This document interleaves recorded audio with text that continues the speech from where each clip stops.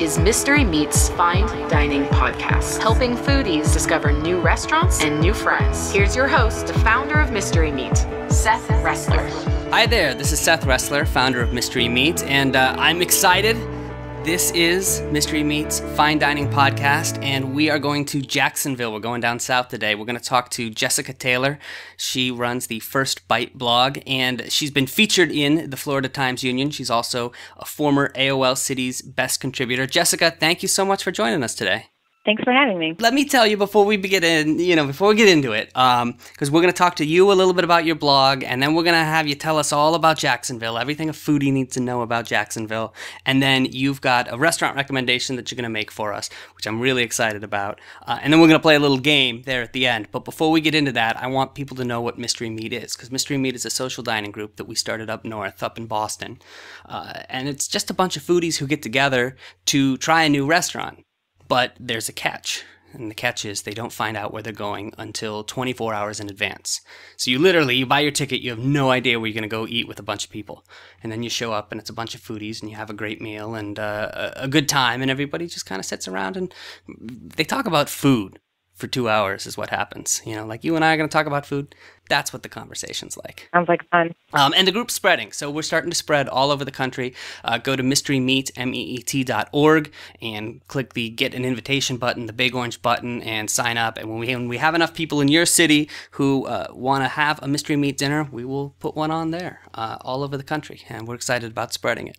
But Jessica, let's get to you. Tell me about the First Bite blog. So I started First Bite in undergrad. I was a little bored as a senior, and I guess I kept bothering my boyfriend at the time, who's now my husband, and he suggested I start a blog. I didn't really know what I wanted to write about or that anyone would read it, but I was always cooking for him or dragging him out to a new restaurant, so I decided to start writing about food, and people started reading it. So here I am today. No, that's awesome. So I've been in a relationship like that where, I had an ex-girlfriend who would just talk about food all the time. And I was like, look, we need to find a hobby for you. Is that how it was? I think he takes more pictures of his food than I do now. Oh, so. Really? So it's one of the things that brings you together. So he doesn't mind getting dragged out to restaurants. That's great. That's good for him. No, not anymore. So what has it been like being a food blogger? I mean, what have you found in the process of doing it? So I started the blog in Atlanta, and I'm not originally from Atlanta. So getting out to see the city and, discovering new neighborhoods and new restaurants, I think the blog really helps me learn the city better. And now that I'm in Jacksonville, I've been here for a year, and it's kind of the same thing. I'm getting to see places that I wouldn't normally go to because they're outside of my particular neighborhood. So just finding restaurants and meeting people who are into food, who can suggest places to go, it's a lot of fun, and it helps you learn your city better. Yeah, I got to say, I found that with Mystery Meat, too, that it almost like forces you to get out because you say, I'm going to do this thing, and then you find yourself exploring more places than you might otherwise. Right. Cool. Well, tell me about the blog. Does it have a focus? I mean, in terms of, what kind of entries are we going to see in there? I mostly focus on restaurants. Occasionally, if I'm cooking something interesting, I'll throw on a recipe. I'm not so huge on the food porn photography. I kind of try to tell the story with words. So I feel I'm a better writer than photographer. So hopefully you get a good experience of what I experienced by reading my blog posts. Are there certain styles of food that you like in particular? Oh, gosh, I eat everything. No.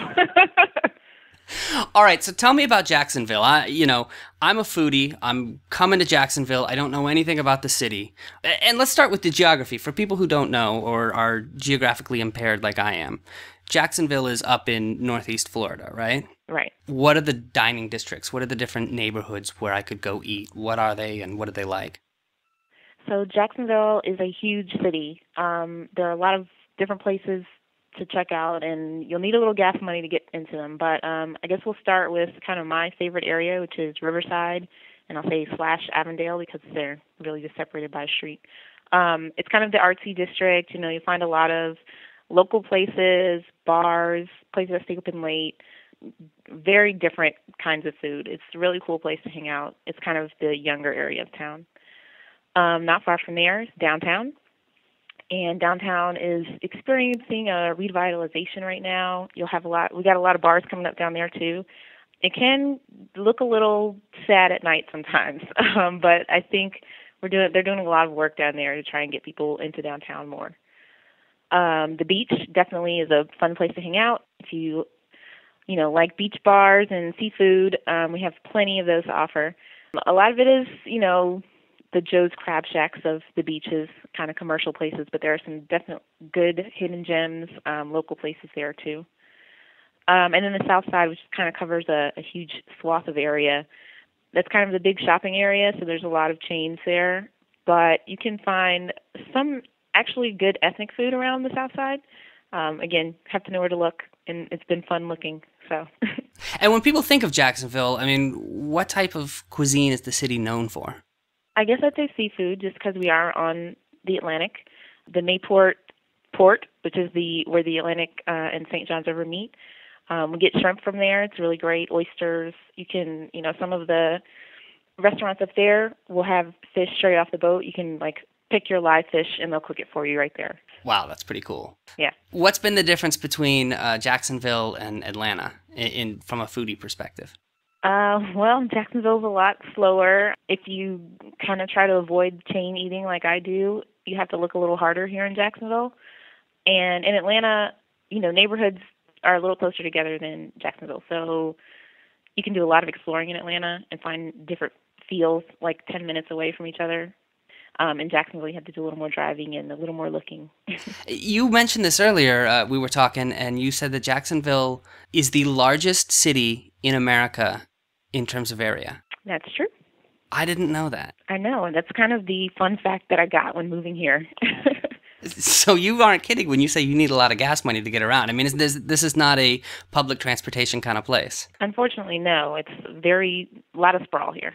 And there's not a lot in between places either. So, you'll drive in trees and swamp around you and then get to a new area. So in the year that you've been there, have there been any cool food events that happen annually that we should know about? It does get very hot here. We are in the South. So a lot of ours are in the early spring and in the fall, I guess. So the Craft and Import Beer Festival is in mid-May, and that's just one day, and it's held downtown indoors, thank goodness. And you can taste some of the beers from the area. We actually have some local breweries, not Jacksonville, but Florida local. So it's a very cool event to check out beers. And then the Fernandina Beach Shrimp Festival is also in early May. Fernandina Beach is probably about a 45-minute drive from downtown Jacksonville, and this one is outdoors, so it can get a little hot. But there's competitions on people who can cook the best shrimp dishes, and it's really fun to go around and try all these different shrimp things. It's a lot of fun, a lot of food, a little hot, but there's also art out there to check out. Every Saturday we have a Riverside Arts Market, which is in the neighborhood I mentioned before, Riverside. It's under a bridge on the St. Johns River, so you get a nice breeze under there. And this goes on from March to December. And you can find lots of different food out there, little local purveyors selling produce or candles or, sweets that they make. It's really a fun time. Bring your dog out. You can bike there. It's really nice. So if I'm hearing you right, spring is definitely the time to go check out Jacksonville and check out a lot of the food events. Yes. Before it gets too hot. Yes. And are there any, up-and-coming culinary trends in the city? So, again, we're the South. It's a little slow, but we're, getting the food truck bug down here.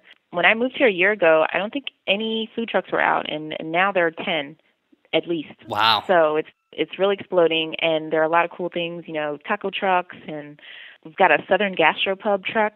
It's pretty awesome. It's definitely something that's exploding. I think so. All right, well, let's talk about your restaurant recommendations, shall we? Okay. Tell us what restaurant you're recommending. Where should we go when we're in Jacksonville? Okay, I'm recommending Nipper's Beach Grill. It's out on the Intercoastal Waterway, probably about 2 miles from the beach.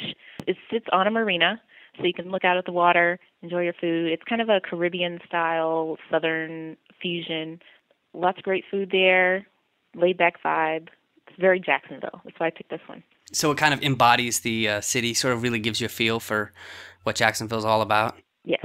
Who's the chef there? Omar Colazo. He is the protege of former Top Chef contestant Kenny Gilbert, who used to be the chef there, but he's moved on, I believe, to Miami. But his protege is now here heading up the kitchen. And if I want, I can just roll up in a boat and have a meal. Very true. They have a dock and dine program. So you can pull up your boat onto the marina, order, and they'll bring food out to the slip for you. It's very nice. That's pretty convenient. I've seen drive-thrus, but I've never actually been to a restaurant where you could pull up in your own boat. Yeah. That's pretty cool. As I'm sitting down for an appetizer, is there something you recommend? So they have a new sweet plantain dish, and it's delicious. They've paired these sweet plantains with some savory black bean mole and feta. And I don't know what it is about this combination, but I could eat the entire plate myself. It's delicious. They've also got baked oysters, which, again, the whole dozen I could take myself. So this is covered in a Boursin cream sauce. It's got andouille sausage and spinach in it, and it's all baked, and so it comes out really warm, and they've got these plump oysters under it, and, I mean, just heavenly. If you're an oyster fan, which I am, I'll pretty much eat them in any form, but this is absolutely fantastic. And I get the feeling that this is a place where you want to order a drink right at the beginning of the meal. It seems like a nice laid-back place, so what should we be drinking? So their specialty is called the Bad Habit. They won't tell you what's in this drink. It's a frozen island-style drink, and they actually limit you to 2 of these, and it's for good reason. They are very potent. It's delicious. You don't even know that you're drinking until it hits you. There's a rumor that they might start bottling this stuff, so I don't know. I guess at home you could have more than 2, but I don't know if I'd recommend it. Nice. All right, so we're going to order a Bad Habit, and then what are we getting for our main entree? So we have obviously a ton of seafood on the menu, but I would go for a mac and cheese. They're famous for their mac and cheese. They have a couple different varieties: jerk chicken, pulled pork, lobster mac and cheese. Now, wait a minute. Mac and cheese doesn't sound Caribbean. I know, but this stuff, I'm telling you, order a plate, and this is not for one person. This is probably for about 4 people. The size is ridiculous. I got one evening, and I think I was eating on it for the next 3 days. Well, if you hadn't filled up on all the oysters at the beginning, maybe. You're right.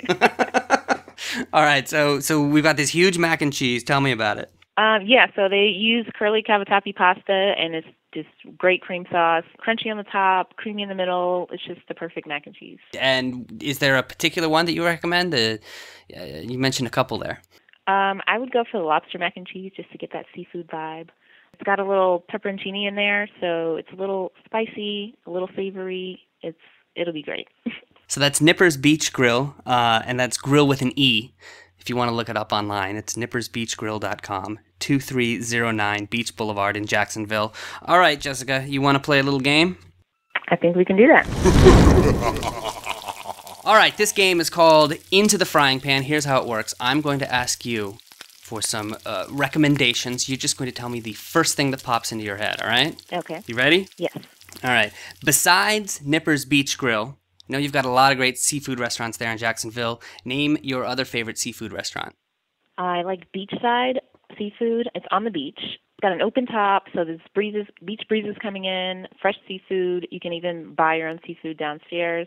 So very beachy vibe. I like their stuff. Name the restaurant that you go to most often. I'm going to pick French Pantry. This one is on the south side. They are only open for lunch, Monday through Friday, and there's always a line. But it's for a reason. Their food is delicious.